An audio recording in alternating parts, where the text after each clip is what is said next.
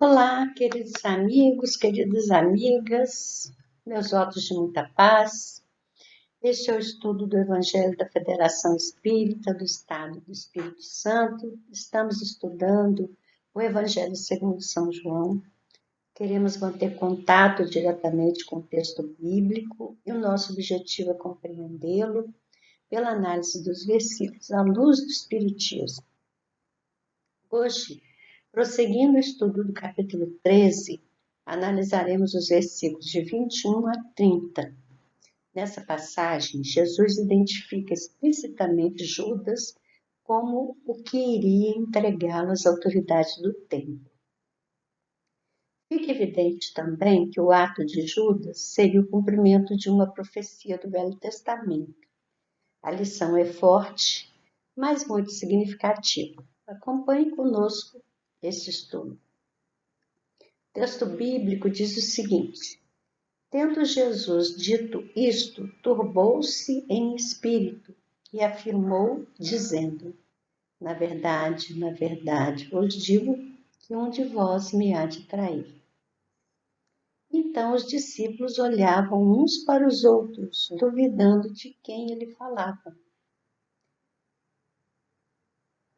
Ora, um de seus discípulos, aquele a quem Jesus amava, estava reclinado no seio de Jesus.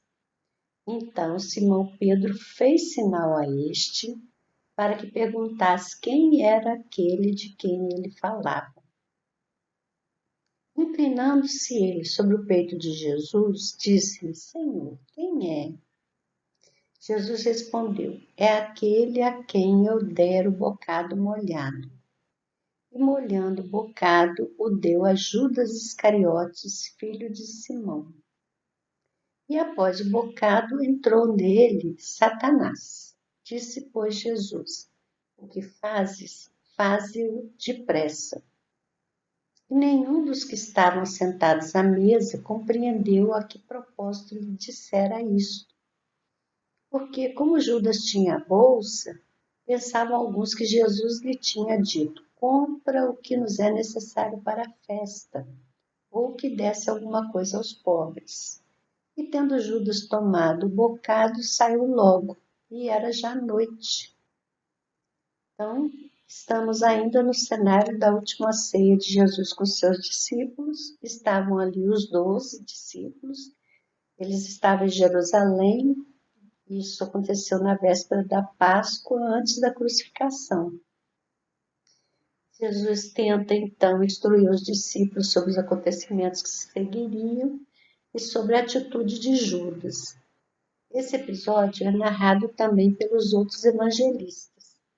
Mateus narra no capítulo 26, são versículos de 21 a 25.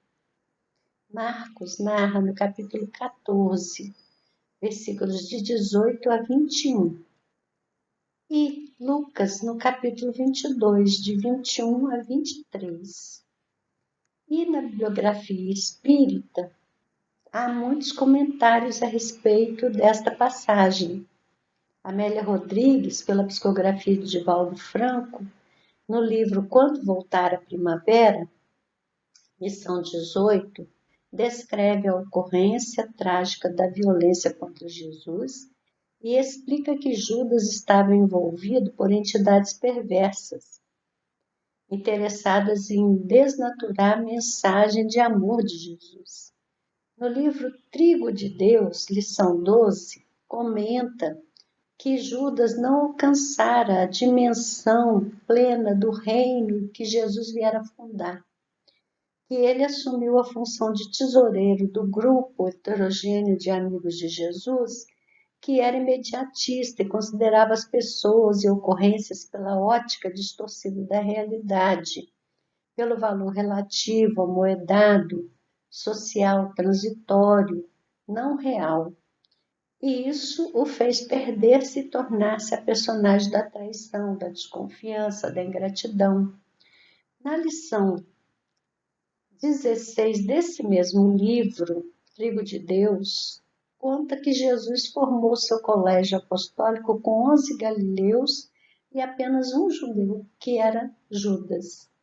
explica que Judas não se entrosava com os galileus, que tinha a mente astuta, perquiridora, inquieta e desconfiada. Também ela comenta essa passagem em outros livros, em Dias Venturosos, a lição 11, no livro Até o Fim dos Tempos, a lição 3 e a lição 22, Vivendo com Jesus, a lição 4 e 21, tem muitos comentários da Amélia Rodrigues, vale a pena consultar os trabalhos, são todos da psicografia de Divaldo Franco. Anteriormente, nós já comentamos sobre a proposição de Pastorino a respeito da atitude de Judas, e vale a pena retomá-la aqui brevemente. Jesus revela saber o que Judas faria, diz Pastorino, e o versículo que ele aponta do Velho Testamento contém a seguinte afirmação: até o meu próprio amigo íntimo, em quem eu tanto confiava, que comia do meu pão, levantou contra mim o seu calcanhar. Isso está em Salmos, no capítulo 41, versículo 9. Essa expressão, levantar o calcanhar contra mim, foi uma expressão indicando exatamente essa atitude de denunciar alguma coisa, de trair. E ela está explicitamente escrita na fala de Jesus, num trecho que nós já estudamos anteriormente. O Pastorino, então, explica que Judas, como individualidade mortal, como espírito, sabia das implicações da tarefa que executou e tinha sido preparado para o que viria na encarnação. Era um programa de efetivamente de participação, de estar com Jesus e de alguma forma ele estaria envolvido nessa questão da prisão de Jesus. Não sabemos se foi exatamente da forma como ele fez, denunciando ao templo, se dispondo a identificar Jesus e ganhando dinheiro por isso. A verdade é que, como personalidade que transita no mundo, o projeto fica no esquecimento. O que a gente planejou antes da encarnação, muitas vezes não lembramos. E, de alguma forma, envolvido por espíritos naquele momento, ele tomou essa atitude, né, de ir e vender, né, a informação sobre Jesus. E existem muitos aqui na Terra que também desistem do enfrentamento das consequências de algum ato, que Judas não aguentou pensar nas consequências. Ele não tinha a ideia de que Jesus seria efetivamente sacrificado. Ele tinha outras ideias na mente. Então, quando viu essa consequência, não teve estrutura para suportar e acabou optando por essa saída trágica do suicídio. Emmanuel comenta um trecho desse relato, só que não é um trecho do Evangelho de João. Ele comenta o versículo 23 do capítulo 26 do Evangelho de Mateus. Em Vinha de Luz é a lição 104, que vale a pena a gente retomar aqui e analisar. Esse é o livro, Vinha de Luz, da coleção Fonte Viva, psicografia de Chico Xavier. Emmanuel vai transcrever o versículo 23 do capítulo 26 de Mateus, que é o seguinte: e ele respondendo disse: o que mete comigo a mão no prato, esse me há de trair.